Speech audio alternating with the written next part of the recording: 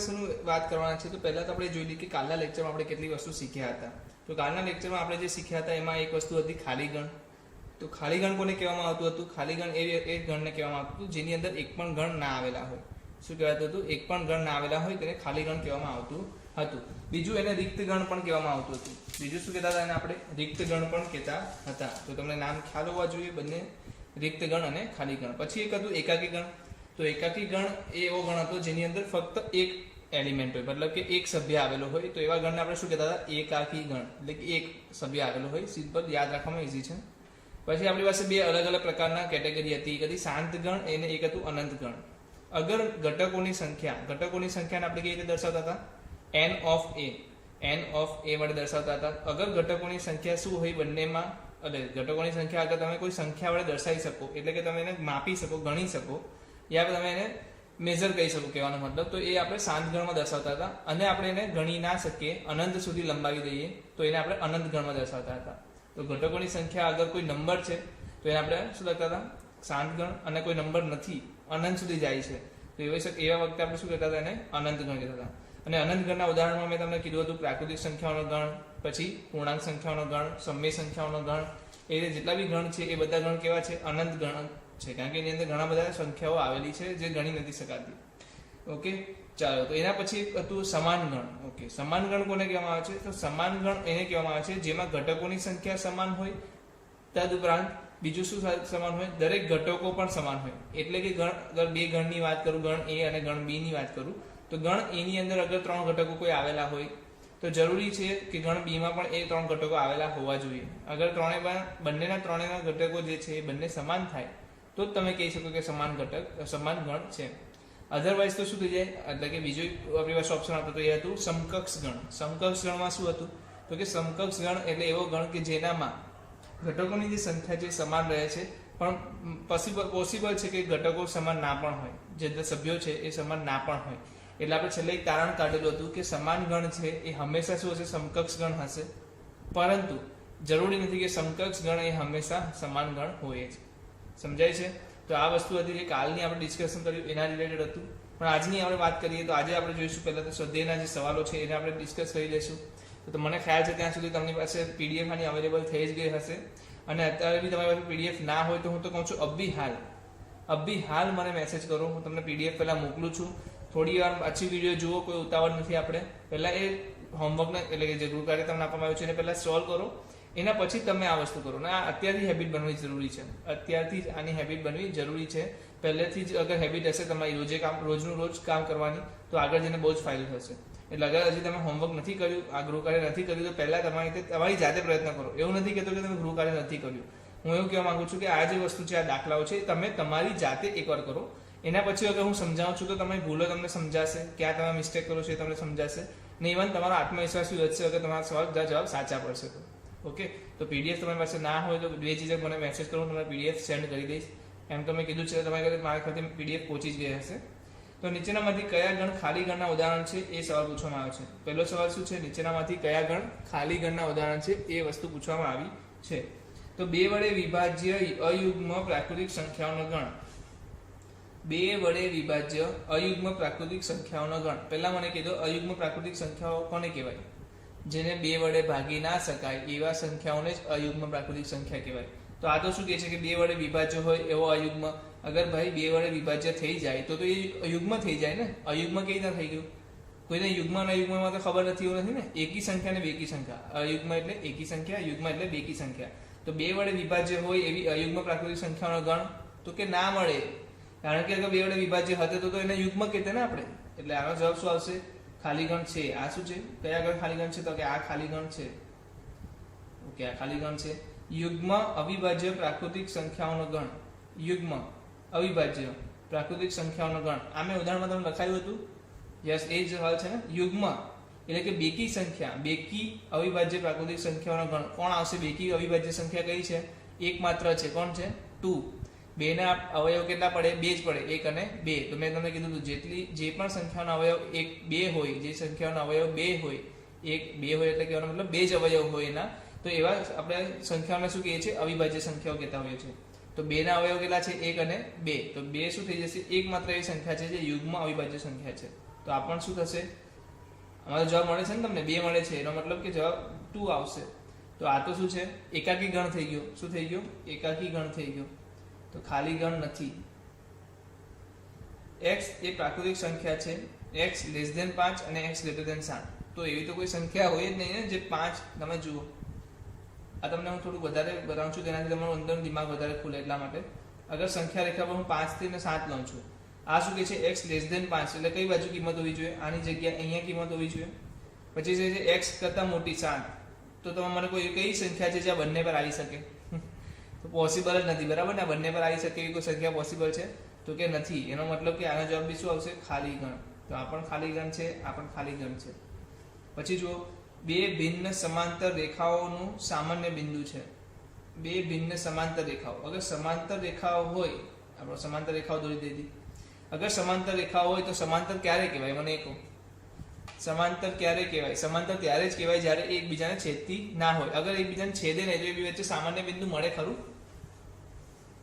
ના મળે. ઓકે, તો આમાં બી શું થશે? ખાલી ગણ આવશે. ત્રીજામાં પણ શું થશે? ખાલી ગણ આવશે. એટલે પહેલું, ત્રીજું અને ચોથું એમાં શું આવે છે? તમારો જવાબ ખાલી ગણ આવે છે. બરાબર છે? તો સમજમાં આવે છે? આગળ જઈએ આપણે. બરાબર, ઈઝી જ છે. હું તમને શાંતિથી, શરૂઆતનો સમય છે એટલે શાંતિથી કરાવું છું. પછી જે રીતના આપણે સ્પીડ પકડશું એ રીતે આપણે આગળ વધતા જશું. નીચેનામાંથી કયા ગણ શાંત ગણ અને કયા અનંત ગણ છે? વર્ષના મહિનાઓનો ગણ. કેટલા આવે મહિનાઓ? 12. ગણી શકાય કે અનંત છે? ગણી શકાય છે. તો કેવું આવશે? શાંત ગણ. 1 2 3 પછી ડેશ ડેશ ડેશ નો મતલબ અનંત સુધી જાય છે. આ તો પ્રાકૃતિક સંખ્યાઓનો ગણ થઈ ગયો ને. આ તો શું થઈ ગયો? n, પ્રાકૃતિક સંખ્યાઓનો ગણ. એટલે આ શું છે? અનંત ગણ છે. આ શું થશે? અનંત ગણ. આ શું થશે? શાંત ગણ. ચલો આગળ જાઓ. 1 2 3 થી ડેશ ડેશ ડેશ થી 99 અને 100. તો તમે જોજો, પ્રાકૃતિક સંખ્યાઓનો ગણ છે પણ 99 અને 100 પૂરો થઈ જાય છે. 99 અને 100 શું થઈ જાય છે? પૂરો થઈ જાય છે. એનો મતલબ કે આની સંખ્યા અગર ગણવા જાઉં તો કહી શકું કે ભાઈ એમાં 100 એલિમેન્ટ છે, 100 સભ્ય છે. 1 2 3 થી ચાલુ કરીને 99 થી ને 100 સુધી. તો હું કહી શકું કે ભાઈ આની અંદર 100 એલિમેન્ટ છે, એટલે આને શું કહી દઈશું? શાંત ગણ. 100 કરતા મોટા ધન પૂર્ણાંકોનો ગણ. 100 કરતા મોટા ધન પૂર્ણાંકો કયા કયા હોય? તો 101 હોય, 102 હોય, 103 હોય, 104 હોય, પછી અનંત સુધી જઈ શકે. તો આ બધી સંખ્યાઓનો ગણ કેવો થઈ ગયો? અનંત ગણ થઈ ગયો. આનો જવાબ શું આવશે? અનંત ગણ. ચલો આગળ. 99 કરતા નાની અવિભાજ્ય સંખ્યાઓનો ગણ. 99 કરતા નાની અવિભાજ્ય સંખ્યાઓનો ગણ. શું જવાબ આવશે? બોલો જલ્દીથી. આ મને કોઈ આજે ક્વેશ્ચન મોકલેલો, એક સ્ટુડન્ટે મને ક્વેશ્ચન મોકલેલો. મારા ખાતેનું નામ દક્ષર પ્રજાપતિ હતું. તો એને મને આ સવાલ મોકલ્યો હતો ને એ સવાલનો જવાબ એને કદાચ ટેલી કર્યો હશે પાછળ, તો એને ખોટો લાગ્યો હશે. તો હું તમને જણાવી દઉં છું આનો જવાબ શું હશે. એકચ્યુઅલી 99 કરતા નાની અવિભાજ્ય સંખ્યાઓ. પહેલા મને કહ્યું કે અવિભાજ્ય સંખ્યાઓ કોને કહેવામાં આવતા હોય છે? અવયવ. બરાબર છે? અવયવ કેટલા? જેના અવયવ પડી શકે. ક્યારે તમે જોયું છે ઋણ સંખ્યાઓના અવયવ આપણે લેતા હોઈએ? નથી લેતા. ઓકે, આપણે શું લઈએ છીએ? ખાલી ધન સંખ્યાઓના જ અવયવ પાડતા હોઈએ છીએ. તો આપણે અહીંયા અવિભાજ્ય સંખ્યાઓની વાત કરીએ છીએ, એટલે એ વસ્તુ તમારા ધ્યાનમાં આવી જવી જોઈએ કે અવિભાજ્ય સંખ્યાઓ ફક્ત ધન સંખ્યાઓની જ નીકળે.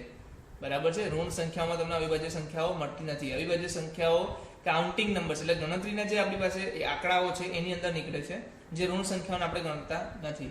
તો નાની અવિભાજ્ય સંખ્યાઓ, 99 કરતા નાની અવિભાજ્ય સંખ્યાઓ તો લિમિટેડ છે કે નહીં આપણે જોવા નથી કઈ કઈ છે.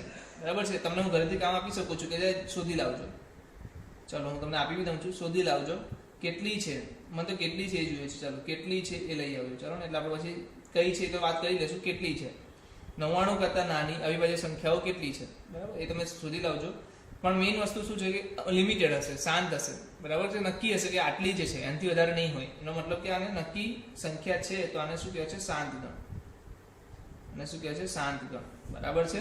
ઋણ સંખ્યાઓનો સમાવેશ આમાં થશે નહીં. એટલે તમે એવું નહીં કહેતા કે 99 કરતા નાની તો ઋણ સંખ્યાઓ પણ હોય તો અનંત સુધી જતી રહેશે. ના, 99 કરતા નાની એટલે 0 થી લઈને 99 ની વચ્ચે જેટલી પણ અવિભાજ્ય સંખ્યા આવતી હોય એમાં પણ 1 નો સમાવેશ પણ ના થાય. 1 પણ કેવી છે? વિશિષ્ટ સંખ્યા છે.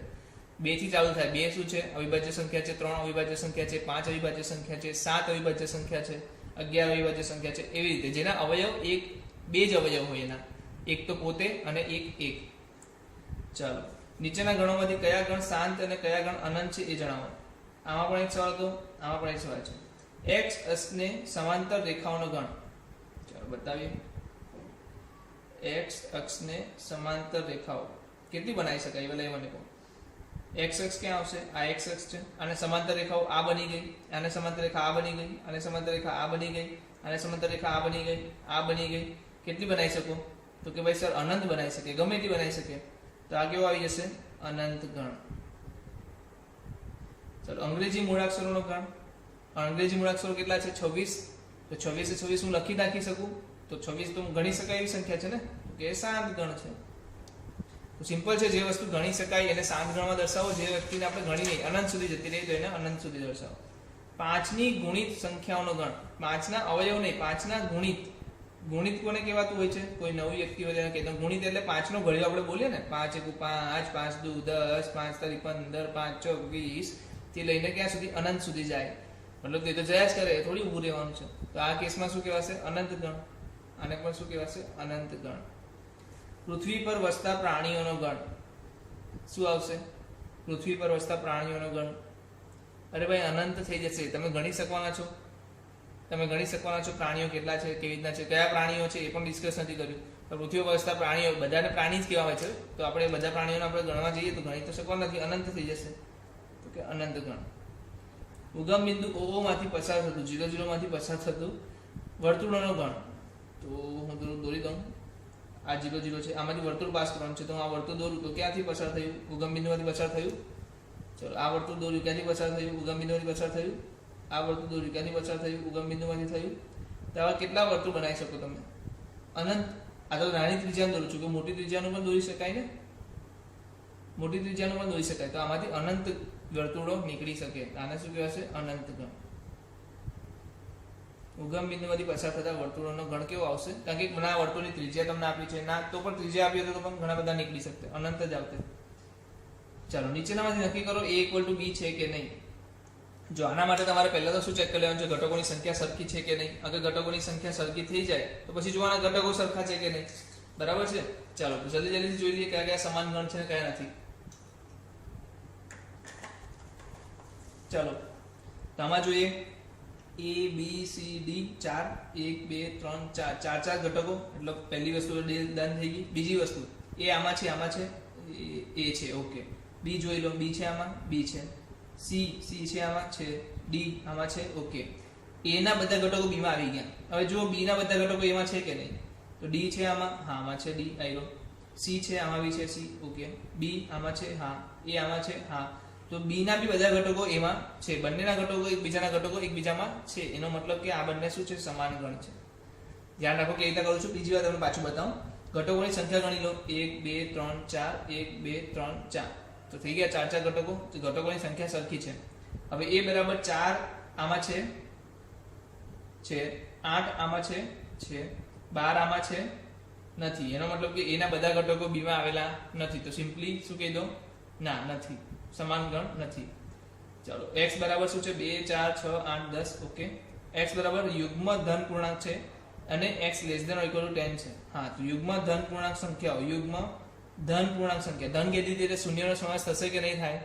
નહીં થાય ને. શૂન્યના ઋણ છે અને ધન છે, બરાબર. તો ધન સંખ્યાઓ ક્યાંથી શરૂ થશે? 1 થી. તો યુગ્મ કઈ કઈ આવશે? 2 4 6 8 10. તો તમે જોઈ લો, આ તો ગુણધર્મની રીતે લખેલું છે અને આ યાદીની રીતે લખેલું છે. કહેવાનો મતલબ બંને સરખા જેવા જ છે. છતાં પણ આપણે બધાને અલગ અલગ દર્શાવીને કહી શકીએ કે ભાઈ આ શું છે? જો 2 2, ઓકે. 4 4 છે, 6 છે, 6 છે, 8 છે, 8 છે, 10 છે, 10 છે, ઓકે. આમાં ચેક કરો. 2 આમાં છે, 2 આમાં બી છે, 4 આમાં છે તો આમાં છે, 6 આમાં છે, આમાં છે, 8 આમાં છે તો આમાં બી છે, 10 છે તો 10 બી છે. બંને છે, બંનેના એકબીજામાં ઘટકો આવેલા છે. તો આ પણ શું થશે? સમાન ગણ થશે. x એ x નો 10 નો ગુણિત છે. તો કેવું આવશે? 10 નો ગુણિત કેવો આવે? 10 20 30 40, બરાબર છે. આ રીતના એના ગુણિત આવશે. જ્યારે અહીંયા તો શું છે? 10 પછી 15. 15 તો આની અંદર આવશે જ નહીં ક્યારે. કહેવાનો મતલબ B ના બધા ઘટકો એમાં આવેલા નથી. તો એને શું કહેવાશે? સમાન ગણ કહેવાશે નહીં. તમે જોઈ શકો છો A ના બધા ઘટકો B માં છે પાછા. 10 છે, 20 છે, 30 છે, 40 પણ આવશે, 50 પણ આવશે. પરંતુ B ના બધા ઘટકો એમાં આવેલા નથી. એના લીધે શું થઈ જશે? સમાન ગણ થશે નહીં. તો બે ગણ કેવા આવી ગયા? સમાન ગણ. બે ગણ કેવા આવી ગયા? સમાન ગણ નથી ના આવી ગયા. ઓકે, ચાલો આગળ જઈએ. નીચે આપેલી જોડીના ગણ સમાન છે કારણ આપો. સમાન છે કારણ આપો. અગર સમાન ના હોય તો કારણ આપો, ને હોય તો કારણ આપો. ઓકે, ચલો મને તો આ ગણનો પહેલા જવાબ આપી દો. આ ગણ આપણે જોયો બી છે. આના પહેલા ભાગ પાડી દો, અવયવ પાડો. x² + 5x + 6 = 0. શું થવું જોઈએ? ગુણાકાર અને સરવાળો. ગુણાકાર 6 થવો જોઈએ, સરવાળો 5 થવો જોઈએ. તો કઈ સંખ્યા આવે? 3x + 2x + 6 = 0. તો x + 3 અને x + 2 = 0. તો શું જવાબ આવી ગયો? x = -3 અને x બરાબર શું આવી ગયો? -2. તો શું સમાન ગણ છે કે નહીં? x નો જવાબ આવ્યો -3 અને x નો જવાબ આવ્યો -2. આના જવાબ શું આવશે? આનો અગર લખું તો યાદી રીતે -3 અને -2 આવશે. અહીંયા તો શું છે? 2 અને 3 છે. તો બંને સમાન ગણ નથી, કારણ કે a ના તમામ ઘટકો b માં આવેલા નથી અને b ના તમામ ઘટકો a માં નથી આવેલા. શું જવાબ આપશું આપણે? કારણ શું આપશું? કે a ના બધા જ ઘટકો b માં નથી આવેલા અને b ના બધા જ ઘટકો a માં નથી આવ્યા. બરાબર. બીજું કારણ તમે આપો તો આ પણ આપી શકો, આવી રીતે પણ લખી શકો, b belongs to a but 2 does not belongs to b. તો આ પણ તમે દર્શાવીને આવી રીતના કોઈ એક ઉદાહરણ બી લઈને તમે કરી શકો, એક ઘટક લઈને પણ કરી શકો છો. ચાલો, a બરાબર છે ફોલો શબ્દનો મૂળાક્ષર. ફોલો શબ્દનો મૂળાક્ષર એટલે શું આવશે? f આવશે, o આવશે, l આવશે અને w આવશે. પછી છે વુલ્ફ ના, તો આનો બી લઈ લો, w આવશે, o આવશે, l આવશે અને f આવશે.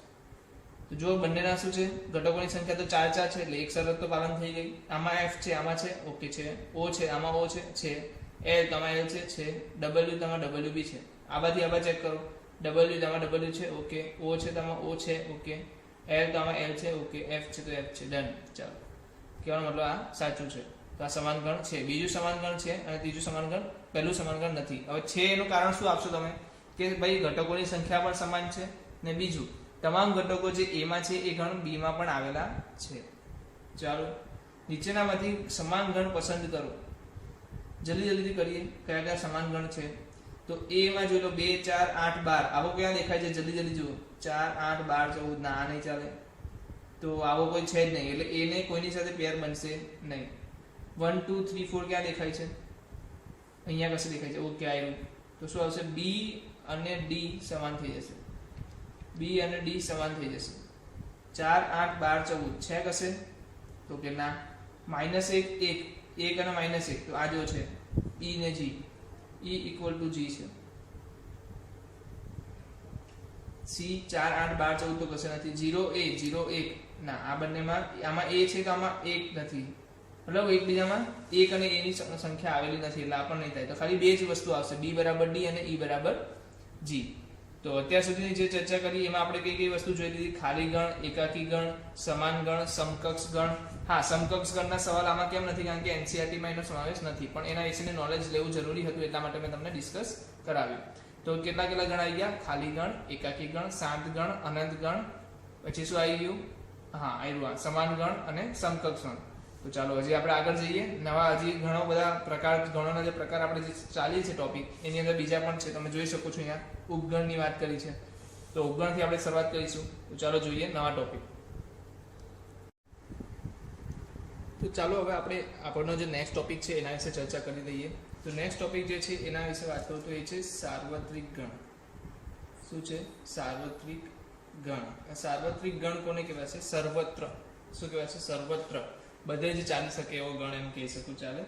હવે હું તમને એના વિશે થોડી ઘણી માહિતી આપી દઉં. સાર્વત્રિક ગણ એટલે કે કેટલીક વાર શું થાય છે કે આપણે એક કરતાં વધારે ગણોની વાત કરતા હોઈએ છીએ. એક કરતાં વધારે ગણોની વાત કરતા હોઈએ છીએ. 2 3 ગણ અગર મારી પાસે છે, તો આજે 2 3 ગણની વાત કરું છું. સપોઝ કરો કે મારી પાસે 4 ગણ છે, ચલો 3 ગણ છે. કેટલા ગણ છે? 3 ગણ છે. આ જે 3 ગણ છે, આ ત્રણેય ગણના જે સભ્યો થાય છે અલગ અલગ હશે, યા અંદર કોઈ સરખા પણ હશે, યા તો બંનેમાં સરખા કંઈ પણ હશે. કોઈકમાં બંનેમાં હોય એવા પણ સભ્યો હશે, કંઈ પણ રીતે હોઈ શકે. પણ આ ત્રણેયમાં જે સભ્યો થાય છે એ બધા સભ્યોને ભેગા કરીને કોઈ એક અલગ ગણ છે જે આ બધાના સભ્યોને ધરાવે છે. તો એવા ગણને શું કહેવાય છે? સાર્વત્રિક ગણ કહેવામાં આવે છે. અગર હું તમને કહું, ઘણી વખત આપણે એક કરતાં વધારે ગણની વાત કરતા હોય તો ત્યારે આ તમામ ગણના ઘટકો કોઈ નિશ્ચિત ગણના સભ્યો હોય છે. સેન્ટેન્સમાં બોલું તો શું કહેવાય છે? કે આ તમામ ગણના ઘટકો કોઈ નિશ્ચિત ગણના સભ્યો હોય છે. એટલે કે એક ઉદાહરણ તમે સામે લઉં તો ચાલો આપણે લઈ લઈએ, ઉદાહરણ લઈ લઈએ કે એક ગણ છે, ગણ એ છે તમારો, હા, તમારા વર્ગના છોકરાઓનો ગણ છે. ઓકે. બી જે છે એ છે તમારા વર્ગની છોકરીઓનો ગણ. ઓકે. સી મારી પાસે છે 80 તમારા વર્ગમાં 80% વધુ ગુણ મેળવનાર વિદ્યાર્થીઓનો ગણ. ડી જે છે એ મારી પાસે છે આપણે જે ધોરણ 11 અને 12 ના વિદ્યાર્થીઓનો ગણ. ઓકે, ચાલો. તો આ ચાર ગણમાંથી એવો કયો ગણ છે, જે બાકીના ગણોમાં જે સભ્યો છે ને એને ધરાવે છે? ચાલો હું તમને બતાવું. તમારા વર્ગમાં જે છોકરાઓનો ગણ હશે એક અલગ સ્પેસિફિક ગણ હશે જેની અંદર છોકરાઓ જ લેવામાં આવે. ગણ બી જે છે એક છોકરીઓનો ગણ છે. ગણ સી જે છે એ શું છે? 80%થી વધુ ગુણો મેળવનાર વિદ્યાર્થીઓનો ગણ છે. તો આની અંદર કેટલીક છોકરીઓ પણ હશે, કેટલાક છોકરાઓ પણ હશે, અને એ કયામાં હશે? એ અને બી માંથી જ કશેથી હશે. ઓકે, કારણ કે તમારા વર્ગમાં બધા છોકરાઓનો ગણ અલગ છે, છોકરીઓનો ગણ અલગ છે. આમાં શું છે? 80%થી વધુ ગુણ મેળવનાર છોકરાઓ વિદ્યાર્થીઓ છે, તેમાં છોકરાઓ પણ હોય અને છોકરીઓ પણ હોય. ડી શું કહે છે? ધોરણ 11-12 ના વિદ્યાર્થીઓનો ગણ, એટલે કે તમારી સ્કૂલના, તમારી શાળાના ધોરણ 11 અને 12 ના વિદ્યાર્થીઓનો ગણ. તો મને પેલા એ કહે તમારું વર્ગ ક્યાં આવે છે? ધોરણ 11 અને 12 માં જ આવશે. અગર તમારા વર્ગમાં છોકરાઓ હશે તો એ ધોરણ 11-12 માં ભણતા હશે. હા. તમારા વર્ગમાં જે છોકરી હશે ધોરણ 11-12 ના વિદ્યાર્થીઓમાં આવી જશે. હા. તમારા વર્ગમાં જે 80%થી વધુ ગુણ મેળવનાર વિદ્યાર્થીઓ છે, શું એ ધોરણ 11-12 માં છે? તો કે હા. મતલબ એ ના જે સભ્યો છે એ ડી માં છે, બી ના જે સભ્યો છે એ પણ ડી માં છે, અને સી ના જે સભ્યો છે એ પણ ડી માં છે. તો અહીંયા હું શું કહી શકું કે અગર ચાર ગણની વાત કરું, ફક્ત આ ચાર ગણની વાત કરું, તો ડી શું થઈ જશે? એ સમયે મારો સાર્વત્રિક ગણ. ડી શું થઈ જશે? સાર્વત્રિક ગણ. કારણ કે ડી શું કરે છે? ડી દરેક ગણનો ધ્યાનમાં રાખીને કે દરેક ગણમાં જે સભ્યો છે એ બધા જ સભ્યો આ ડી ની અંદરમાં આવેલા છે. તો એટલે ડી ને શું કહેવાય છે? સાર્વત્રિક ગણ. કહેવાનો મતલબ એક સિમ્પલ વસ્તુ છે. અગર મારી પાસે n હોય, તો n કેવો હોય? 1 2 3 4 થી લઈને શું છે? ક્યાં સુધી? અનંત સુધી. પછી તમને ખબર છે z શું છે? તો -3 -2 અનંતથી ચાલુ કરીને -1 0 1 2 થી લઈને અનંત સુધી. q શું છે? સમય સંખ્યાનો ગણ. r શું છે? વાસ્તવિક સંખ્યાઓનો ગણ. ઓકે, અને c જે આવે છે સંકર સંખ્યાનો ગણ. એની અંદર શું આવે છે? એની અંદર બંને આવે છે, એક તો વાસ્તવિક સંખ્યાઓ પ્લસ કાલ્પનિક સંખ્યાઓ. શું આવે છે? વાસ્તવિક સંખ્યાઓ પ્લસ કાલ્પનિક સંખ્યાઓ. ઓકે, તો આ કેસમાં તમારે એ વસ્તુ સમજવાની છે કે અગર બંને આવે છે તો સંકર સંખ્યાઓમાં શું બધા જ પ્રાકૃતિક સંખ્યા આવેલી છે? તો કે હા, કારણ કે વાસ્તવિક સંખ્યામાં આવેલી છે એટલે સંકર સંખ્યામાં પણ આવેલી જ હશે. શું પૂર્ણાંક સંખ્યામાં બધા n આવેલા છે? હા. પૂર્ણાંક સંખ્યાઓ, અગર હું કહું કે બધી પૂર્ણાંક સંખ્યાઓ c માં આવેલી છે? હા. બધા જ સમય સંખ્યાઓ c માં આવેલા છે? તો કે હા. બધી વાસ્તવિક સંખ્યાઓ c માં આવેલી છે? તો હા. તો અહીંયા અગર આ 5 ગણની વાત કરું, તો c શું થઈ જશે? આ ચારેય ગણોનો સાર્વત્રિક ગણ. c શું થઈ જશે? સાર્વત્રિક ગણ થશે. બરાબર. હવે આ બે એક્ઝામ્પલ કેમ તમને આપ્યા? એના માટે, કારણ કે અહીંયા જે હતો સાર્વત્રિક ગણ શું છે? અહીંયા ધોરણ 11-12 ના વિદ્યાર્થીઓનો ગણ સાર્વત્રિક ગણ છે. જ્યારે અહીંયા સાર્વત્રિક ગણ કોણ છે? તો કે સંકર સંખ્યાનો ગણ સાર્વત્રિક ગણ છે. તો જરૂરી નથી કે સાર્વત્રિક ગણ એ દરેક અલગ અલગ ઉદાહરણોમાં સરખા હોય. એ દરેક વખતે બદલાતા રહે છે. મતલબ કે જે પ્રમાણે પ્રોબ્લેમ આપેલો હોય છે એ પ્રોબ્લેમમાં સાર્વત્રિક ગણ અલગ હોતા હોય છે. બીજી વસ્તુ કે સાર્વત્રિક ગણ એ કોઈ અચળ વસ્તુ નથી. કહેવાનો મતલબ કે શું છે? સર્વત્ર નથી. એ દરેક સવાલે બદલાતો રહે છે. તો તમારે સાર્વત્રિક ગણની અગર વ્યાખ્યા લખી તો સાર્વત્રિક ગણની વ્યાખ્યા શું લખશું? કે તમામ ગણના ઘટકો કોઈ નિશ્ચિત ગણના સભ્યો છે, અને આ નિશ્ચિત ગણને શું કહેવાય છે? સાર્વત્રિક ગણ કહેવાય છે. શું કહેવાય છે? સાર્વત્રિક ગણ કહેવાય છે. ચાલો, એનામાં નોંધ લખી દેવાની છે ખાસ, જે લોકોની ક્યારે ભૂલો થતી હોય છે. તો નોંધ જે આવશે એ શું આવશે? તો કે સાર્વત્રિક ગણનો અર્થ એ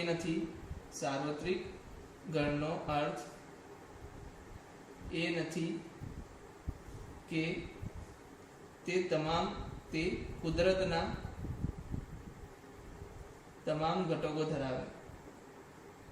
બરાબર. એનો મતલબ એવો નથી કે કુદરતના તમામ ઘટકો ધરાવશે. સાર્વત્રિક છે એટલે ભાઈ બધા જ ગણો એની અંદર આવેલા છે એટલે ભાઈ કુદરત મતલબ જે પણ છે દુનિયામાં યુનિવર્સમાં જે પણ છે બધું જ સાર્વત્રિક ગણની અંદર આવેલું છે. ના, એવું જરૂર નથી. તમને કયા સંદર્ભમાં કહેવામાં આવે છે એ મહત્વનું છે. અહીંયા 4 ગણ આપેલા હતા તો 4 ગણમાં ડી શું થઈ ગયું? સાર્વત્રિક ગણ. અગર અહીંયા 5 ગણની વાત કરીએ તો એમાં સી શું થઈ ગયો? સાર્વત્રિક ગણ. તો જે પ્રોબ્લેમ પર આપણે ફોકસ કરીશું એ પ્રોબ્લેમને રિલેટેડ જ સાર્વત્રિક ગણની વાત કરીશું. ઓકે, તો આ એક નોંધ લેવાની છે. બીજી એક નોંધ એ છે કે એક પ્રશ્નમાં જે સાર્વત્રિક ગણ હોય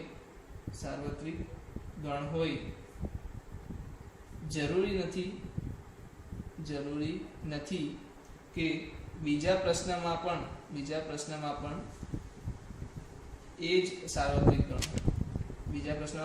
એ જ સાર્વત્રિક ગણ હોય એવું જરૂરી નથી. તો આ બે ખાસ વસ્તુ નોંધવાની છે સાર્વત્રિક ગણ વિશે. સાર્વત્રિક ગણને કઈ રીતે દર્શાવતા હોય છે તો એને ઇંગ્લિશમાં યુનિવર્સલ સેટ કહીએ છીએ. શું કહેતા હોય છે? Universal set. એટલે આને આપણે યુ વડે દર્શાવતા હોઈએ છીએ. શેના વડે? યુ વડે દર્શાવાય. કૌંસ કરવાની જરૂર નથી, ખાલી યુ વડે દર્શાવાય. ઓકે, તો સાર્વત્રિક ગણને હંમેશા શું કહેતા હોય છે? યુ ગણથી દર્શાવતા હોઈએ છીએ. ચાલો, સાર્વત્રિક ગણની વાત થઈ ગઈ. તો હવે હું એમ પૂછું તો આ એ બી સી ને શું કહેશું આપણે? બરાબર, એના વિશેનો એક ટોપિક જે છે એનો વાત છે ઉપગણ. એનો મતલબ શું છે? ઉપગણ. તો હું અહીંયા ઉપગણોની વાત કરીશ તમારી સામે. શેની વાત કરીશ? ઉપગણની વાત કરીશ. ઉપગણ કોને કહેવાય છે? ઉપગણ એટલે ઉપ મતલબ કે એનાથી નાનું. સમજો ને, શું કહેવાય? સબ ટીવી જોશો ને તમે? ઓકે, સોની એક અલગ ટીવી હતી સબ ટીવી, એની નાની બ્રાન્ચ કહી શકો તમે. એટલે સબ એટલે કે નાનું વસ્તુ. ઓકે, બે અરિક્ત ગણ એ તથા બી માટે. અરિક્ત ગણ કેવા ગણ? અરિક્ત ગણ એ અને બી માટે. ગણ એનો પ્રત્યેક ઘટક ગણ બી નો ઘટક હોય તો એને બી નો ઉપગણ કહેવાય. શું કહેવાય? ગણ એનો પ્રત્યેક ઘટક ગણ એનો પ્રત્યેક ઘટક ગણ બી માં હોય તો ગણ એ ને ગણ બી નો શું કહેવાય? ઉપગણ કહે છે. શું કહે છે? ઉપગણ કહે છે. એટલે કે ગણ એનો પ્રત્યેક ઘટક ગણ બી માં હોય તો એ ગણને શું કહેવાય છે? બી નો ઉપગણ કહેવાય છે. જેમ કે મારી પાસે એ છે 1 2 અને બી છે મારી પાસે 1 2 3 4 5. તો તમે જોઈ શકો છો કે એ ના જેટલા પણ ઘટકો છે 1 2 એ બંને શું છે? એ ના જે બધા ઘટકો છે એ શું છે? બી માં ઓલરેડી આવેલા છે. તો આ કેસમાં હું શું કહી શકીશ કે એ શું છે? બી નો ઉપગણ છે. અને દર્શાવાય કેવી રીતના? આ રીતે. કઈ રીતે? આ રીતે. બરાબર છે? આ રીતે પણ દર્શાવી શકાય અને બીજી રીત છે આ રીતે પણ દર્શાવી શકાય. આ બંનેનો ફરક શું છે આપણે આગળ જઈને શીખશું કે આ નીચે વાળો જે લીટી છે એ ક્યારે આવશે ને ક્યારે નહીં આવે. તો આને શું કહેવાય છે? એ ઉપગણ છે બી નો. શું કહેવાય છે? એ ઉપગણ છે બી નો. બી ઉપગણ બી, તો બી એ એનો શું થશે? તો બી એ એનો શું થશે? તો બી એ એનો એ ઉપગણ છે. એ ઉપગણ બી. આને વંચાય શું? એ ઉપગણ બી. આને શું વંચાય? બી અધિગણ એ. શું વંચાય? બી અધિગણ એ. એટલે કે બી ને શું કહેવાય? એનો અધિગણ. અને એ ને શું કહેવાય? બી નો ઉપગણ. એટલે જે મોટો છે એ શું થશે? અભિગણ. જે મોટો છે એ શું થશે? તમારો અધિગણ. અને જે નાનો છે એ શું થશે? તમારો ઉપગણ. સમજાય છે? તો ઉપગણ કોને કહેવામાં આવશે? અગર એ ના તમામ સભ્યો બી ની અંદર આવેલા હોય તો એને બી નો શું કહેવામાં આવે છે? ઉપગણ. સિમ્પલ છે, સહેલું છે. બરાબર. અગર એની જેટલી વસ્તુ જેની કેપેસિટી હતી એ બી માં ઓલરેડી આવી ગઈ છે. અહીંયા તમે જુઓ તો તમારા વર્ગના જે છોકરાઓનો ગણ છે એ બધા શું ડી ની અંદર આવેલા છે. તો આ કેસમાં તમે શું લખી શકશો કે એ ઉપગણ છે ડી નો. શું બી ઉપગણ છે ડી નો? હા, બી પણ ઉપગણ છે ડી નો. શું સી ઉપગણ છે ડી નો? હા, સી પણ ઉપગણ છે ડી નો. બરાબર. એક ટોપિક હજી આવે છે એ છે વાસ્તવિક સંખ્યાઓના ઉપગણો. વાસ્તવિક સંખ્યાઓના ઉપગણો. તો વાસ્તવિક સંખ્યાઓના ઉપગણો કયા કયા કહી શકાય? તમે અહીંયા જુઓ, અહીંયા નજર નાખો એકવાર. શું કહી શકું કે પ્રાકૃતિક સંખ્યાના જેટલા પણ ઘટકો છે બધા વાસ્તવિક સંખ્યાઓમાં આવેલા હશે. તો હું શું કહી શકું? n એ ઉપગણ છે r નો. ચલો આપણે નવા પેજ પર લઈ લઈએ તો વધારે સમજમાં આવશે. શું કરશું? નવા પેજ પર લઈ લેશું આપણે. નવા પેજ પર લેશું ઉપર તમને દર્શાવવા માટે શું કરવું પડશે? શું કરશું? ચલો વાંધો નહીં, તમને યાદ છે ને n કોને કહેવાશે, r કોને કહેવાશે, z કોને કહેવાશે. તો n ની અંદર શું છે? પ્રાકૃતિક સંખ્યાઓ. n ની અંદર શું છે પ્રાકૃતિક સંખ્યા, w કઈને એક આવે છે જેની અંદર છે પૂર્ણ સંખ્યા, મતલબ 0 થી સ્ટાર્ટ થઈને ક્યાં સુધી અનંત સુધી પહોંચે છે, તો આને શું કહે છે પૂર્ણ સંખ્યા, હોલ નંબર. પછી આપણી પાસે આવે છે z બરાબર પૂર્ણાંક સંખ્યા. શું આવે છે પૂર્ણાંક સંખ્યા, જેની અંદર શું છે ઋણ પણ છે અને ધન પણ છે, બરાબર. ઋણ પૂર્ણાંકો પણ છે અને ધન પૂર્ણાંકો પણ છે, જ્યારે n ની અંદર શું છે ફક્ત ધન પૂર્ણાંકો. પૂર્ણ સંખ્યામાં શું છે 0 અને ધન પૂર્ણાંકો. પછી આપણી પાસે આવે છે q, જેની અંદર શું છે સમય સંખ્યાઓ. સમય સંખ્યાઓ, તો દરેક પૂર્ણાંક સંખ્યા સમય સંખ્યા તો છે જ, આપણને ખબર છે. r શું થશે તો કે વાસ્તવિક સંખ્યાઓ. r શું થશે વાસ્તવિક સંખ્યાઓ, જેની અંદર શું હોય સમય પ્લસ અસમય. ઓકે, એનો સમાવેશ થયેલો હોય છે. પછી આપણી પાસે આવે છે c, એટલે કે સંકર સંખ્યાઓનો ગણ. સંકર સંખ્યાઓનો ગણ, જેનામાં શું આવે છે વાસ્તવિક વત્તા કાલ્પનિક. કહેવાનો મતલબ મારે શું છે સમજાવવાનું કે શું n ના તમામ ઘટકો w માં આવેલા છે, એટલે કે પૂર્ણ સંખ્યામાં આવેલા છે. તો જોઈ લો 1 2 3 4 5 આપણે દર્શાવીએ છીએ ને, તો આમાં છે ને 1 2 3 4 5. એનો મતલબ કે n જે છે એ w નો શું છે ઉપગણ છે. ઓકે, n શું છે w નો ઉપગણ છે. બીજું w ની બધી જ કિંમત તો શું આ z માં આવેલી છે. હા, તો w ને શું કહી શકાશે z નો ઉપગણ. ચલો, z ને પૂર્ણાંક સંખ્યાઓ બધી અસમય સંખ્યાઓમાં આવેલી છે, સોરી સમય સંખ્યાઓમાં આવેલી છે, તો કે હા દરેક પૂર્ણાંક સંખ્યા સમય સંખ્યા તો હોય જ છે, તો z શું જશે q નો ઉપગણ. અને દરેક સમય સંખ્યા વાસ્તવિક સંખ્યાના ગણમાં આવેલી છે, એટલે શું કહી દઉં એ r નો ઉપગણ, અને r કોનો ઉપગણ c નો ઉપગણ. તો આ વસ્તુ તમારે યાદ રાખવાની છે. આને શું કહેતા હોઈએ છીએ આપણે વાસ્તવિક સંખ્યાઓના ઉપગણો કહીએ છીએ. વાસ્તવિક સંખ્યાઓના ઉપગણો અહીંયાથી લઈને, એમ જોઈએ તો સંકર સંખ્યાના ઉપગણો કહેવાય. વાસ્તવિક સંખ્યાઓના ગુણો અહીંયા તમને સંકર સંખ્યાની વાત નહીં કરવામાં આવે, એ જ્યારે તમે ચેપ્ટર આવશે ત્યારે જ કરશે. પણ આપણને પહેલેથી ખબર છે તો આપણે લઈ શકીએ છીએ ને, આપણે થોડી ને એની રાહ જોવાના છે. ઓકે, તો આપણે અહીંયા બેસા બી એ કામ લઈ શકીએ છીએ. ચાલો, તો આ શું થઈ ગયા આપણી પાસે ઉપગણ. n ઉપગણ બરાબર છે, n ઉપગણ w, w ઉપગણ z, z ઉપગણ q, q ઉપગણ r અને r ઉપગણ c.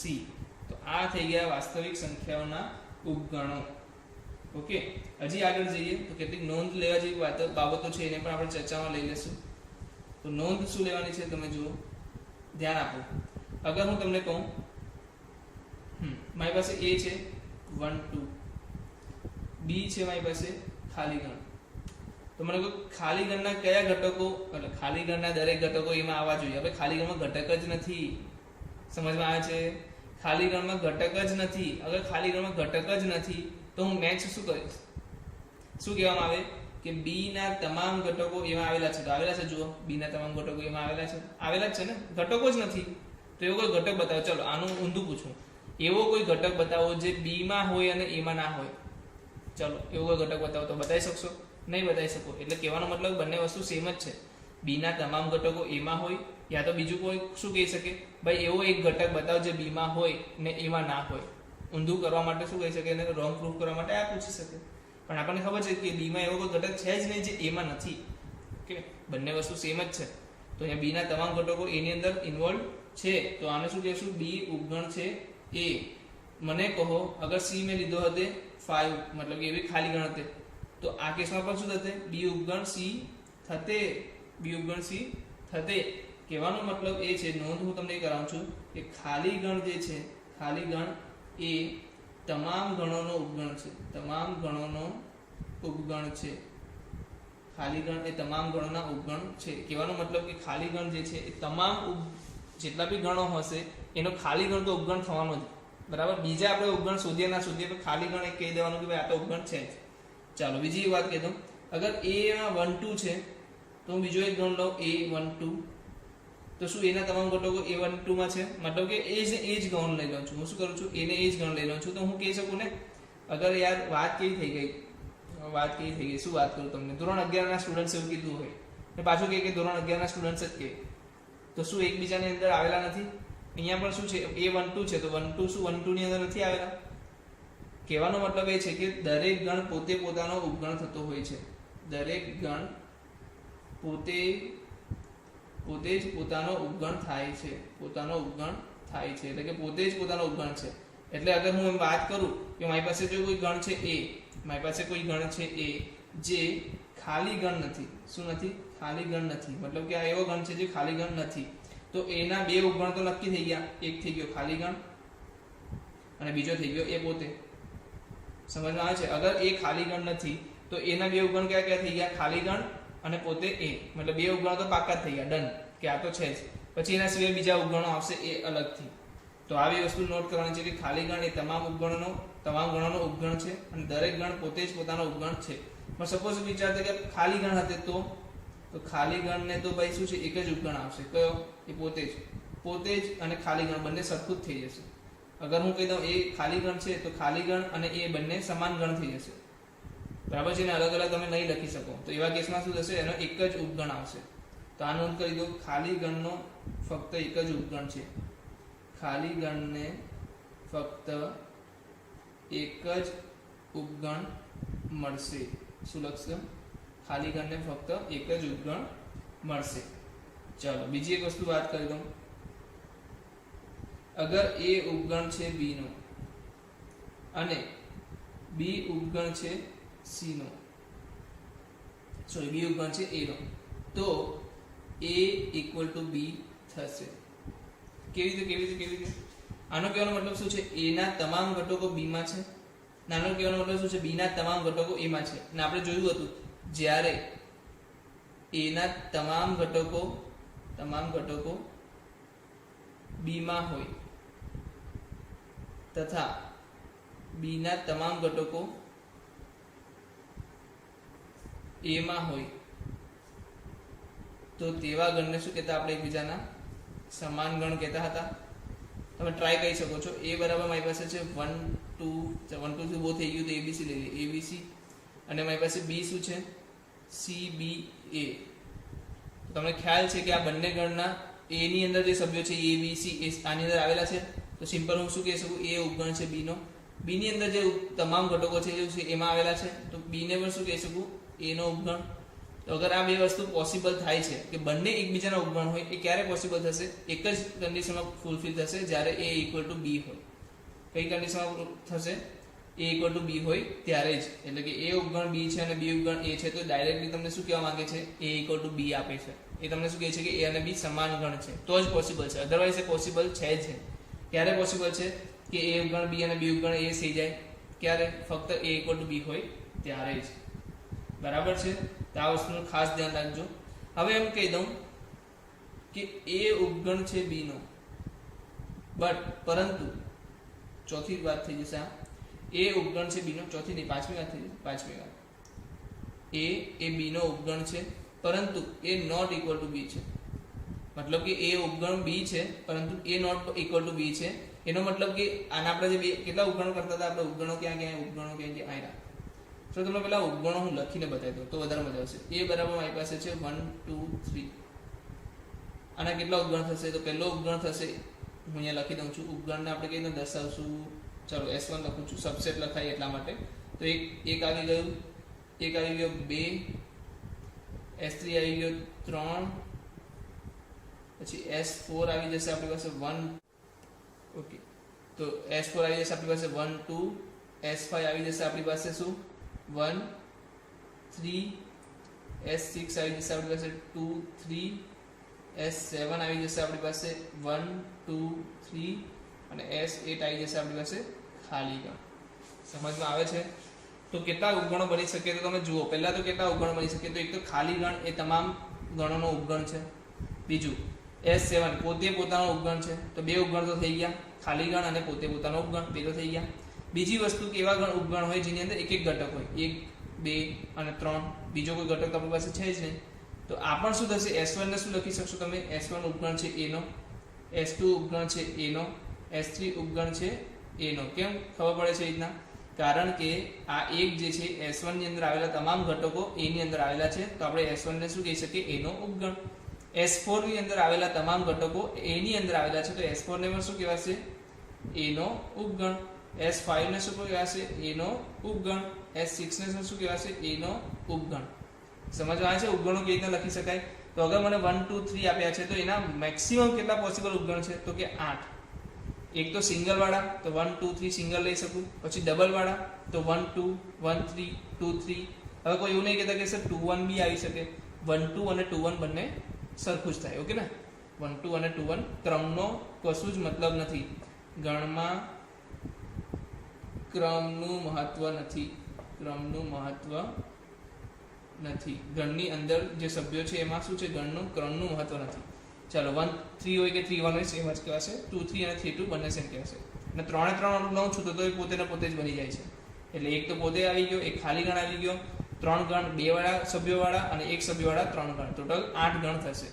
કોના 1 2 3 ને ઉપગણોની સંખ્યા કેટલી થઈ ગઈ, 8 થઈ ગઈ. ઓકે, હવે આમાંથી મને એક વસ્તુ કહી દો, આ વાત કરતા હતા આપણે, આ મુદ્દા પર હતા, એ બી નો ઉપગણ છે પરંતુ એ નોટ ઇક્વલ ટુ બી છે, મતલબ કે આને દૂર કરી દો. આજને આ ના હોવો જોઈએ, એ ઇક્વલ ટુ બી ના હોવો જોઈએ, તો એ અને બી એટલે કે આ બંને સરખા થાય છે ને, તો હું આને દૂર કરી દઉં છું. એ ઉપગણ છે બી નો, પરંતુ એ નોટ ઇક્વલ ટુ બી છે. તો બાકીના જે ઉપગણ છે, બાકીના તમામ ઉપગણો ને ઉચિત ઉપગણ કહેવાશે. શું કહેવાશે, ઉચિત ઉપગણ કહેવાશે. ઇંગ્લિશમાં એને પ્રોપર સબસેટ કહેવામાં આવે છે. શું કહેવાય છે, પ્રોપર સબસેટ. પાછું એક સમજાવું છું કે એવા ઉપગણો, આ કેટલા ટોટલ ઉપગણ છે આની અંદર, 1 2 3 ના ઉપગણો કેટલા છે એ મને કીધું. ચાલો 1 2 3 ના ઉપગણો છે ટોટલ 8. એમાંથી એવો ઉપગણ એક જે a ઇક્વલ ટુ b છે, તમે એને 1 ને દૂર કરી નાખ્યો, તો હવે કેટલા થઈ ગયા, તો કે 7 થઈ ગયા. તો હવે કંઈક સમજમાં આવે છે તમને કે ઉપગણોની સંખ્યા શોધવું એ બી એક અલગ વાત છે. ઉપગણોની સંખ્યા પણ તમારે શોધવી પડશે, તો એના રિલેટેડ આપણે કંઈક ભણી લઈએ આગળ. પણ અહીંયા એક સમજવાની વસ્તુ છે કે આને શું કહેવાશે, ઉચિત ઉપગણ સિવાયના ઉપગણ. આગળના આ જે 7 છે, 1 2 3 4 5 6 7, એ જે ઉપગણ છે એ બધા કેવા ઉપગણ છે, ઉચિત ઉપગણો. અને જે આ એક ફક્ત જે પોતે ઉપગણ છે ને, પોતે પોતાનો ઉપગણ છે, એને શું કહેવાય છે, અનુચિત ઉપગણ. અનુચિત ઉપગણ કહેવાય છે. તો આપણો અનુચિત ઉપગણ હંમેશા શું હશે, એક જ ઇમ્પ્રોપર સબસેટ. ઓકે, આનું ઊંધું વિરુદ્ધ. તો એ શું હશે, હંમેશા એક જ હશે. એ શું હશે, પોતે જ પોતાનો ઉપગણ. બાકીના જેટલા પણ ઉપગણ છે એ બધા ઉપગણ કયા થશે તમારા માટે, કયા થશે, ઉચિત ઉપગણ થશે. ઓકે, તો પરીક્ષામાં તમને એ પૂછાય ઉચિત ઉપગણો કયા છે. ચલો બીજો એક સવાલ તમને પૂછું, આ એ જનરલ નોલેજનો સવાલ છે, એના માટે કોઈ લખવાની જરૂર નથી. અરિક્ત ઉપગણો કેટલા છે? મસ્ત સવાલ પૂછે છે. અરિક્ત ઉપગણો કેટલા છે? પેલા એ કીધું અરિક્ત ઉપગણ. અરિક્ત એટલે શું? અરિક્ત એટલે જે ખાલી ગણ ના હોય એવા ઉપગણ. તો અહીંયા હું જોઈ શકું છું ટોટલ 8 ઉપગણ છે, 1 2 3 4 5 6 7 8. 8 ઉપગણોમાં એકમાત્ર ઉપગણ એવો છે જે ખાલી ગણ છે, એ છે એસિડ. એને દૂર કરી દાખવો એટલે તમને જવાબ શું મળશે, અરિક્ત ઉપગણોની સંખ્યા. અને કેટલી થશે, 7. એટલે હંમેશા કેટલી વાર હોય, ખાલી ગણ એક જ વાર આવવાનો છે. તો તમારે જે બી જવાબ આવતો હોય ઉપગણોની સંખ્યા, એમાંથી એક બાદ કરી નાખો તો તમને શું મળે છે, અરિક્ત ઉપગણોની સંખ્યા. પણ સર તમે આટલી બધી ઉપગણોની સંખ્યાની વાત કરો છો, તો મને ઉપગણોની સંખ્યા કેટલી થાય એ પણ તો નક્કી કરીએ. ચાલો નક્કી કરીએ આપણે, બરાબર. કેટલા થાય, સૌપ્રથમ આપણે શું લઈ લઈએ, લઈ લઈએ ચલો એક ઉપગણ લઈ લઈએ. એક તો પહેલા ખાલી ગણ લઈ લઈએ. તો ખાલી ગણના કેટલા ઉપગણ થતા હતા, એક જ. શું થાય, એ પોતે એટલે કે 5. પછી આપણી પાસે છે 1. તો આના કેટલા ઉપગણ થશે, એક તો ખાલી ગણ અને એક પોતે, બરાબર. એ બરાબર ખાલી ગણ હોય તો જવાબ શું આવે, 5 અથવા a, મતલબ કે બંને સરખી જ વસ્તુ છે. તો શું થશે, 5 અને a બરાબર આ છે. અગર a બરાબર હું શું લઈ લઉં, 1 2 લઈ લઉં, તો શું થશે 5, પછી શું થશે 1 2 થઈ જશે. પછી એક એક 2 વાળો તો આવી ગયો. હવે એક વાળો શક્ય બને તો 1 આવી શકે અને 2 આવી શકે. શું આના સિવાય કોઈ આવી શકે ના. તો કેટલા થઈ ગયા, 4. આમાં કેટલા થયા હતા, 2. આમાં કેટલા થયા હતા, 1. સભ્યોની સંખ્યા કેટલી છે, નંબર ઓફ a એટલે કે a ગણમાં સભ્યોની સંખ્યા કેટલી છે, 0. આની અંદર કેટલી છે, 1. આની અંદર કેટલી છે, 2. અગર હું આગળ જાઉં છું, a બરાબર 1 2 3 લઉં છું, તો આપણે આગળ ગયા દાખલામાં જોયું કેટલા આવતા હતા, 8. તો અહીંયા શું લઈ લઈશ, 8 અને ગણોની સંખ્યા કેટલી, 3. ચાલો a બરાબર હું શું લઈ લઉં છું, હવે a b c d 4 સંખ્યા લઉં છું કે 1 2 3 4 લઉં, 1 2 3 4 લઈએ આપણે, બરાબર. એટલે કઈ દિમાગમાં કંઈ નવું ના સવાલ ઊભા થાય. 1 2 3 4. તો પહેલા તો 5 આવી જશે, બીજું શું આવી જશે, એ પોતે. ચાલો તો આટલા તો થઈ ગયા. હવે સિંગલ વાળા કેટલા, 1 2 3 અને 4. તો આ જે શક્ય ઉપગણો એના એક ડિજિટના બની શકે. એક એક સભ્યોવાળા બની શકે. બે સભ્યોવાળા લઈએ તો 1 2, બીજું 1 3, ત્રીજું 1 4, પછી 2 2 2 2 તો આવી ના શકે, 2 3, પછી 2 4 3 4. ચલો અહીંયા નીચે લખી દઉં છું 3 4. તો તમે જોઈ લો કોઈ પેર રહી ગઈ છે. એક સાથે 2 આવી ગયા, એક સાથે 3 આવી ગયા, એક સાથે 4 આવી ગયા. પછી 2 સાથે જુઓ તો 2 સાથે 1 આવી ગયા, 2 સાથે 3 આવી ગયા, 2 સાથે 4 આવી ગયા. 3 સાથે જુઓ તો 3 સાથે 1 આવી ગયા, 3 સાથે 2 આવી ગયા અને 3 સાથે 4 પણ આવી ગયા. 4 સાથે 1 આવી ગયો, 4 સાથે 2 આવી ગયો, 4 સાથે 3 આવી ગયો. બધા એકબીજા સાથે એક એક વાર આવી ગયા છે. હવે 3 વાળું લો તો 1 2 3 લઈ શકાય, એટલે કે 4 ને દૂર કરી દો. બીજું હું પાછો 1 ને દૂર કરી નાખું, 2 3 4 લઈ શકાય. પછી 3 4 1 લઈ શકાય, એટલે કે 2 ને દૂર કર્યા, અને 1 2 4 લઈ શકાય, જેમાં મેં 3 ને દૂર કરી નાખ્યા. આ ટોટલ શક્ય આપણી પાસે ઉપગણો છે. ગણી લો 1 2 3 4 5 6 7 8 9 10 11 12 13 14 15 16. તો કુલ કેટલા ઉપગણો થઈ ગયા? 16. ક્યારે? નંબર ઓફ સભ્યોની સંખ્યા છે 4. તો કોઈ 5 વાળે ટ્રાય કરશે? બહુ ડિફિકલ્ટ, લાંબુ થઈ જશે. તમે ઘરેથી કરી શકો છો, એમાં કોઈ વાંધો નથી. પણ તમને પેટર્ન જોવા મળશે. અહીંયા શું જોવા મળશે? એક પેટર્ન જોવા મળે છે કે જ્યારે જ્યારે સભ્યોની સંખ્યા વધારું છું એવી રીતે આની ઘાત પણ વધતી જાય છે. તમે જુઓ કે જ્યારે 0 છે ત્યારે 1 છે, 1 છે તો 2 છે, 2 છે તો 4 છે, 3 છે તો 8 છે. ઓકે, તો કોઈ વ્યક્તિ, સમજદાર વ્યક્તિ કહી શકે આનો જવાબ શું થશે? આ શું બતાવે છે? આ શું દર્શાવે છે? આ દર્શાવે છે 2n. શું દર્શાવે છે? 2n. અગર n ની કિંમત, n એટલે કે શું? 2n of number of a, એટલે કે અગર 2 મૂકીશ તો શું જવાબ આવશે? 2 શું આવશે? 1. 2 મૂકીશ તો શું આવશે? 2. 2 મૂકીશ તો શું આવશે? 4. 2 મૂકીશ તો શું આવશે? 8. 2 મૂકીશ તો શું આવશે? 16. તો અગર મારી પાસે નંબર ઓફ a બરાબર p છે, નંબર ઓફ a બરાબર p છે, તો ઉપગણોની સંખ્યા કેટલી થશે? 2p. શું થશે? 2p થશે. તો આ ખાસ વસ્તુનું ધ્યાન રાખો કે ઉપગણોની સંખ્યા શું થશે? તમારી 2p થશે. અગર આગળની વાત કરું, ઉપગણોની સંખ્યા અગર 2p થાય છે, તો બીજી એક વસ્તુની વાત કરું, મને કહી દો ઉચિત ઉપગણોની સંખ્યા કેટલી થશે? ઉચિત ઉપગણોની સંખ્યા કેટલી થશે? તો જે કુલ ઉપગણ હતા એનામાંથી કેટલા બાદ કરવાના? 1. તો 2p - 1. અરિક્ત ઉપગણોની સંખ્યા કેટલી થશે? અરિક્ત ઉપગણોની સંખ્યા કેટલી થશે? તો આમાં પણ શું થશે? જે 2p હતા એમાંથી ખાલી ગણને દૂર કરી દો, એટલે જે કુલ ઉપગણો હતા એની કરતા ખાલી ગણને દૂર કરી નાખો. તો આ પણ એક ખાસ નોંધવાની બાબત છે જે તમારે નોંધ લેવાની છે. તો ઉપગણોની સંખ્યા કેટલી થઈ ગઈ? 2p. ઉચિત ઉપગણોની સંખ્યા કેટલી થઈ ગઈ? 2p - 1. અને અરિક્ત ઉપગણોની સંખ્યા કેટલી થઈ ગઈ? 2p - 1. તો શું હવે તમે સમજમાં આવી ગયું ઉપગણો કોને કહેવામાં આવે છે? બરાબર છે. ઉપગણો ના હોય, અગર a b નો ઉપગણ નથી, b નો ઉપગણ ના હોય, નથી, તો એને કેવી રીતે દર્શાવાય છે? a ઉપગણ નથી b નો. કેવી રીતે દર્શાવાય છે? a b નો ઉપગણ નથી. આ રીતે દર્શાવવામાં આવે છે. મેં તમને વાત કરેલી નીચેની લીટી ક્યારે લેવી ને ક્યારે ના લેવી. ચલો બીજી નામ લીધે p ઉપગણ છે q. તો આમાં શું છે? આપણે નક્કી નથી કે એ ઉચિત છે કે અનુચિત. બરાબર. જ્યારે આપણે નક્કી ના હોય કે એનો ઉચિત ઉપગણ છે કે અનુચિત ઉપગણ છે, તે સમયે આપણે શું લખશું? એ ઉચિત અને અનુચિત, એટલે કે a = b. અનુચિત ઉપગણ હોવું એટલે શું છે? a = b હોવું. આમાં શું છે કે નક્કી p એ q નો ઉચિત ઉપગણ છે. શું છે? એ નક્કી છે, ઉચિત ઉપગણ છે એવું નક્કી હોય ત્યારે તમે આ રીતે દર્શાવી શકો.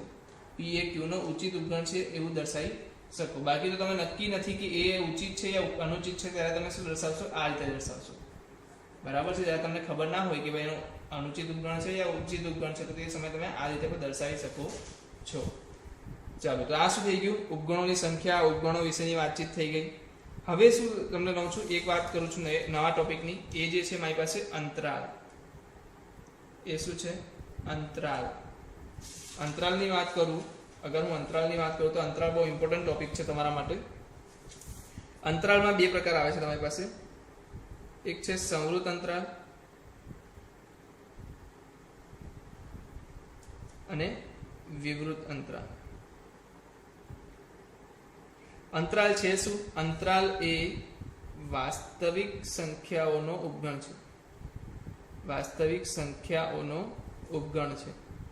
હવે તમને ખબર છે કે વાસ્તવિક સંખ્યાઓ એવી સંખ્યાઓ છે કે એક સંખ્યાઓ વચ્ચે પણ કેટલી બધી સંખ્યાઓ આવેલી હોય છે. જેમ કે હું સંખ્યા રેખા દોરું, એમ કહું કે 1 છે અને આ 2 છે, બરાબર. તો 1 અને 2 ની વચ્ચે, 1 અને 2 ની વચ્ચે તમે મને કહી શકો કેટલા ઉપગણો એટલે કેટલી સંખ્યાઓ આવેલી હશે? તો તમે કહી શકો સર 1.5 છે, કોઈ કહેશે 1.33 છે, કોઈ કહેશે 1.333 છે, કોઈ કહેશે 1.333333 છે. મતલબ અનંત સંખ્યાઓ 1 અને 2 ની વચ્ચે રહેલી છે. તો શું 1 અને 1.1 ની વચ્ચે નથી રહેલી? હા, 1 અને 1.1 ની વચ્ચે પણ કેટલી છે? અનંત સંખ્યાઓ આવેલી છે. તો આ જે વસ્તુ છે એને દર્શાવવું હોય તો આપણે ગણમાં દર્શાવી શકીએ. ચલો 1 પછી 2 એવું લખી દો તો આની વચ્ચેની સંખ્યાઓનું શું થયું? બરાબર છે. તો આને આપણે શું કહી શકીએ છીએ? ગણમાં દર્શાવી શકતા નથી. હવે ગણમાં દર્શાવી નથી શકતા તો આપણે શું કરવું પડશે? એને કોઈક રીતે તો દર્શાવવું પડશે. તો એને દર્શાવવાની જે રીત છે એને શું કહેવામાં આવે છે? અંતરાલ. બીજી એક વસ્તુ ખાસ નોંધ પહેલા લખી લો તમે, કંઈ પણ લખવાની પહેલા નોંધ, અંતરાલ હંમેશા અનંત ગણ છે. અંતરાલ હંમેશા અનંત ગણ છે. કેમ કે એની અંદર વચ્ચે અનંત સંખ્યાઓ આવેલી છે. ઓકે, હવે મારે અંતરાલને કઈ રીતે નક્કી કરવું? સમૃદ્ધ અંતરાલ છે અને વિવૃત અંતરાલ છે. દર્શાવવાની રીત બતાવી દઉં. સમૃદ્ધ હોય એટલે કે સમૃદ્ધ હોય તો શું થઈ જશે તમારો અંતરાલ? ચલો બતાવી દઉં. વિવૃત અંતરાલ તમારો કહેવાશે ઓપન ઇન્ટરવલ. ઇંગ્લિશમાં શું કહેવાય છે એને? Open interval. અને સમૃદ્ધને શું કહેવાય છે? Close interval. આ પણ તમને ઇંગ્લિશમાં તમને નોલેજ હોય એના માટે. તો જે ઓપન છે એને કેવું બતાવે? આવા કૌંસ, કર્લી બ્રેકેટ એટલે કે વાંકડીયો કૌંસ. અને હવે તમે જેવી બ્રેકેટ કહેતા હોય બરાબર, અને કૌંસ ખાલી કહેશો તો પણ ચાલશે. પણ જે ક્લોઝ ઇન્ટરવલ છે, કહેવાનો મતલબ સમૃદ્ધ અંતરાલ છે, એને આપણે કેવી રીતે દર્શાવીએ છીએ? ચોરસ વાળું કૌંસ, ચોરસ કૌંસ. કેવી રીતે દર્શાવતા હોય છે? ચોરસ કૌંસ વડે દર્શાવીએ છીએ. જ્યારે આને કયા દર્શાવીએ? વર્તુળાકાર કૌંસ કહી શકો. તમે જે કૌંસ કહેતા હોય આને, મને થોડોક અંદાજ ઓછો છે, પણ આને કેવું કહેવાય? વર્તુળાકાર કૌંસ કહેવાતું હોય છે. આને ચોરસ કૌંસ કહેવાતું હોય છે. તો આને કેવી રીતે દર્શાવાશે? ચોરસ કૌંસથી. આને કેવી રીતે દર્શાવાશે? વર્તુળાકાર કૌંસથી. ચાલો હવે વાત કરી દઉં તો વિવૃત અંતરાલની અંદર કેવું હોય? a less than x less than b. અને આની અંદર કેવું હોય? a less than or equal to x less than or equal to b. કહેવાનો મતલબ કે સમૃદ્ધ અંતરાલ હશે ત્યારે a x માં ઇન્વોલ્વ હશે. ઇન્વોલ્વ હશે એટલે કે a ની x એ a પણ થઈ શકે. x ની કિંમત શું થઈ શકે? a પણ થઈ શકે. અગર ઉદાહરણ આપું તો 1 થી લઈને અગર x ની કિંમત 2 છે, આનો મતલબ કે x બરાબર 1 પણ છે, x બરાબર 1 અને 2 ની વચ્ચે પણ છે, અને x બરાબર 2 પણ છે. કહેવાનો મતલબ આવો છે. જ્યારે આ શું કહે છે કે x જે છે એ અહીંયા આગળ 1 અને 2 લખી દઉં તો x જે છે એ શું છે? ફક્ત 1 અને 2 ની વચ્ચે. x not equal to 1, x not equal to 2, મતલબ કે x ના તો 1 છે ના તો એ 2 છે. આ તો તમને ખબર છે ને, or equal to or symbol. Okay, તો સમૃદ્ધ અંતરાલમાં શું થશે? ઇક્વલ ટુ ની સાઇન એડ થશે. Less than or equal to યા તો greater than or equal to. અહીંયા શું થશે? ફક્ત લેસ ધેન, ફક્ત ગ્રેટર ધેન. તો આ બે વસ્તુ યાદ રાખો કે સમૃદ્ધ અંતરાલ હોય ત્યારે બરાબરની સાઇન આવશે, વિવૃત અંતરાલમાં સાઇન નહીં આવે. તો અગર મારી પાસે 2-3 હું તમને ઉદાહરણથી સમજાવવાનો પ્રયત્ન કરું. મારી પાસે આ રીતના લખ્યું છે તો તમારે એને સમૃદ્ધ અંતરાલમાં કેવી રીતના લખાય એ તમને બતાવું. તો મારી પાસે છે 2 less than or equal to x less than or equal to 3. મારી પાસે છે 5 less than x less than 8. પછી મારી પાસે છે 2 less than or equal to x less than 5. પછી મારી પાસે છે 3 less than x less than or equal to 9. હવે આને મારે શું કરવું છે? સમૃદ્ધ અંતરાલને વિવૃત અંતરાલમાં દર્શાવવું છે. ચલો બરાબરની સાઇન છે તો શું કહેવાશે? સમૃદ્ધ અંતરાલ. સમૃદ્ધ અંતરાલ એટલે કેવું? ભાઈ ચોરસ કૌંસ. પાછળ જુઓ શું છે? બરાબરની સાઇન છે તો એ પણ શું આવશે? ચોરસ. કઈ સંખ્યા છે? 2 થી લઈને 3 સુધી છે તો 2 થી લઈને 3 સુધી. પાછું જુઓ કયો કૌંસ છે, કયું ગ્રેટર ધેન લેસ ધેન કેવું છે? ઇક્વલ ટુ વગરનું તો શું આવશે? વિવૃત અંતરાલ. તો કેવું આવશે? સાદું ઓપન એટલે કે વર્તુળાકાર. અને અહીંયા 5 લખાશે. 8 ની પાછળ કેવું આવશે?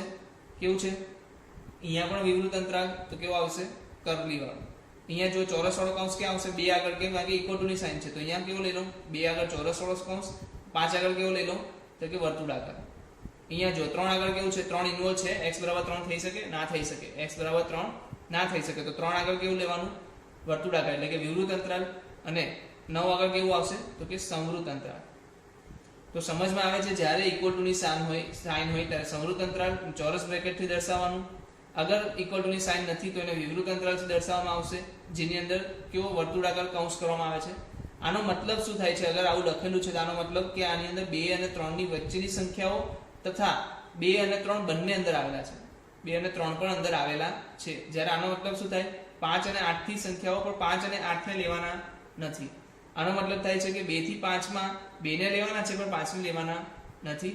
આનો મતલબ થાય છે 3 થી 9 માં 3 ને લેવાના નથી પણ 9 ને લેવાના છે. અગર આને સંખ્યા રેખાઓ દર્શાવો, ચલો કોને સંખ્યા રેખાઓ દર્શાવો? પહેલા વાળાને. 2 થી લઈને 3 કેવા છે? સમૃદ્ધ અંતરાલમાં છે. તો આને હું સંખ્યા રેખા પર કેવી રીતે દર્શાવી શકું? તો સંખ્યા રેખા 2 અહીંયા છે, 3 અહીંયા છે એવું દર્શાવો. ચાલો ભલે મોટી સંખ્યા રેખા હોય છે કે 2 3 અહીંયા છે. તો જે ભાગમાં સમૃદ્ધ અંતરાલ હોય ને ત્યાં તમારે કેવો ડોટ મૂકવાનો? કાળો ડોટ, ભરેલો ડોટ. બરાબર, ભરેલો ડોટ મૂકવાનો. તો મેં જોઈ લીધું 2 અને 3 બંનેમાં સમૃદ્ધ છે તો મેં ભરેલો ડોટ મૂકી લીધો. અને 2 અને 3 ની વચ્ચેની તો આપણે શું કરવાનું? આ ભાગને ડાર્ક કરી દેવાનો. વચ્ચેનો ભાગ શું કરી દેવાનો? ડાર્ક કરી. તો 2 અને 3 વચ્ચેનું શું થઈ ગયું? આ સંખ્યા રેખા પર નિરૂપણ કરવું હોય તો આ રીતે કરી શકાય. ચલો બીજો જે અમારી પાસે છે એ શું છે? 5 થી લઈને 8 સુધી બંને ઇન્વોલ્વ નથી. અગર ઇન્વોલ્વ નથી, અંદર ઇન્ક્લુડ નહીં કરવાનું આપણે, તો શું કરીશું? 5 થી લઈને 8 એટલે વચ્ચે 6 છે, વચ્ચે 7 છે, 9 છે. તો 5 ને હું શું કરીશ? ભરીશ નહીં, ખુલ્લો રાખીશ. શું કરીશ? ખુલ્લો રાખીશ. કારણ કે 5 અંદર ઇન્વોલ્વ નથી, તો 5 ને અમારે ભરવાનું નથી, પણ એની અંદરની વચ્ચેની સંખ્યાઓ બધી ભરી નાખવાની છે. તો આનો મતલબ શું છે કે જે ભરતા નથી આપણે, જે ઓપન રાખીએ છીએ, જે ખુલ્લું રાખીએ છીએ, એ શું છે? આપણો વિવૃત અંતરાલનો ભાગ. બરાબર છે. ચલો મને કોઈ વ્યક્તિ કહી શકે આનો જવાબ શું આવશે? બાકીનો ત્રીજાનો જવાબ શું આવશે? 2 થી લઈને 5 નો 2 છે, 3 છે, 4 છે, 5 છે, 6 છે.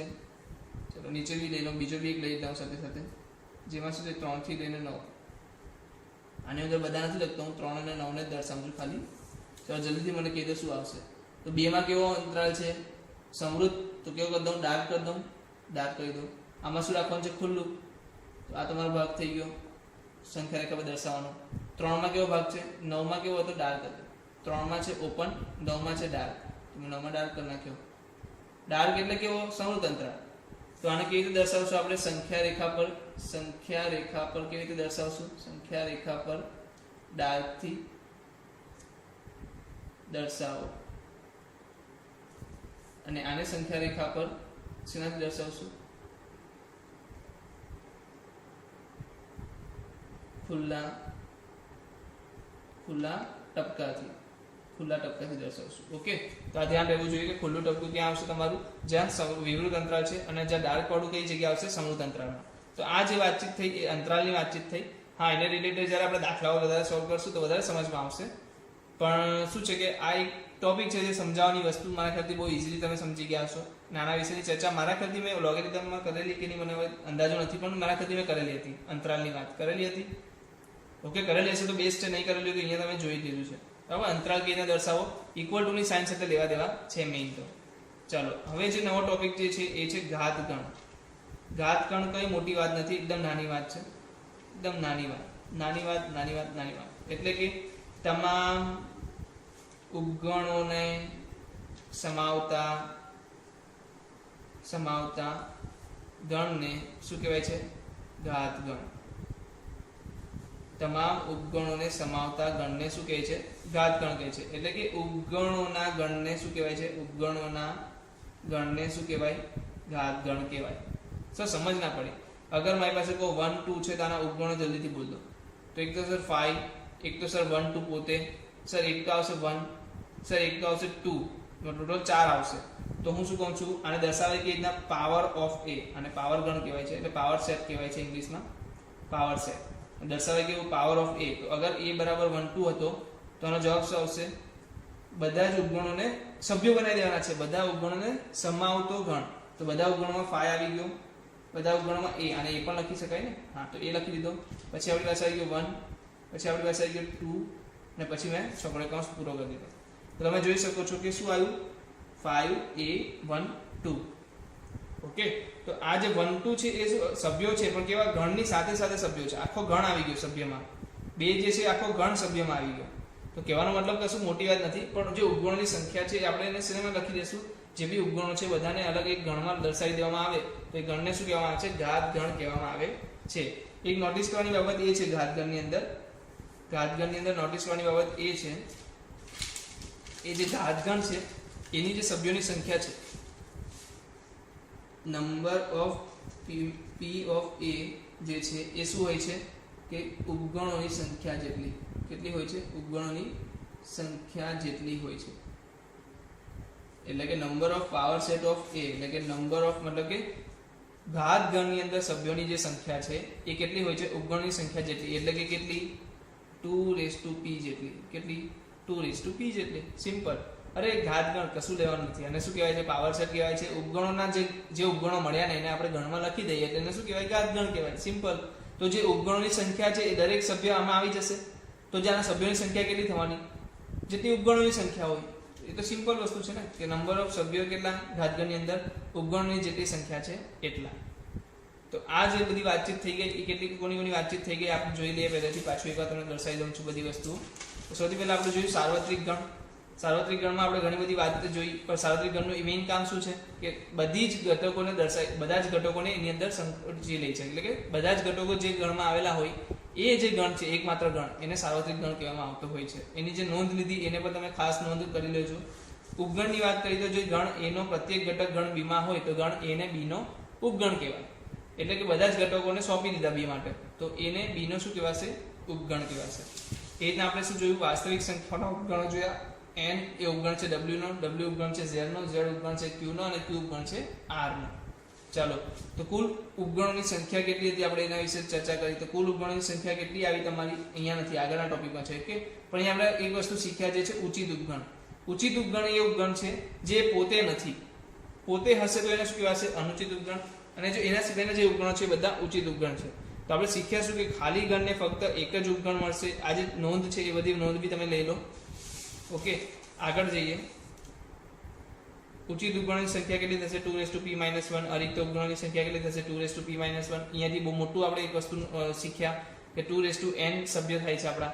ઉપગણોની સંખ્યા કેટલી થાય છે? 2n, એટલે કે 2p થાય છે. એ ઉપગણ નથી. ક્યારે? તો આ રીતના દર્શાવી શકાય. એ ઉપગણ નથી, બી તો આ રીતના દર્શાવવાનું થશે તમારે.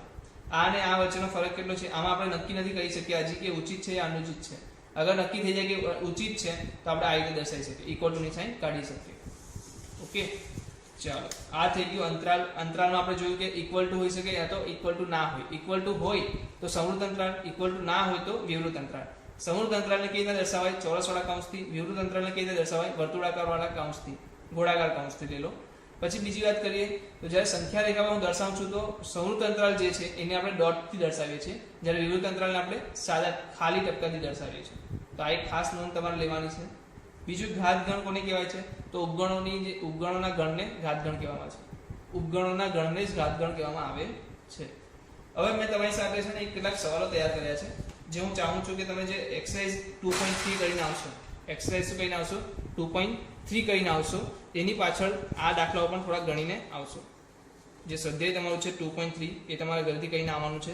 એની સાથે સાથે આ જે 6 સવાલ છે, 6 સવાલ એ પણ તમારે કરીને આવવાના છે. ઓકે, તો ત્યાં સુધી આપણે શું કરશું? વિરામ લઈશું. તમે ઘરેથી બહુ મજા આવે છે મને કે તમે રોજે રોજનું કામ રોજે રોજ કરીને આવો છો અને કેટલાય લોકો મને મેસેજથી કે બીજી રીતે પણ મને કોન્ટેક્ટ કરીને એના વિશેની ડિટેલ પૂછતા હોય છે. કેટલાક એડવાન્સમાં પૂછતા હોય છે કે સર ભલે તમે કાલે હોમવર્કમાં કરાવવાના હોય પણ મને આજે એનું સોલ્યુશન જોઈએ છે, તો આ કેવી રીતે આવ્યું એ પૂછતા હોય છે. મને બહુ આનંદ થતો હોય છે સવાલ જાણીને. હવે આ જે સવાલ છે એના સોલ્યુશન્સ તમારી પાસે હશે નહીં તો મજા આવશે, તમારા માટે એક રોમેન્ટિક વસ્તુ થઈ જશે. પહેલામાં તો શું છે, બુકની પાછળ તમને સોલ્યુશન બી કદાચ મળી જતું હશે. તો 2.3 કરવાનું છે સ્વાધ્યાય અને આ 6 સવાલ તમારે કરીને કાલે આવવાના છે.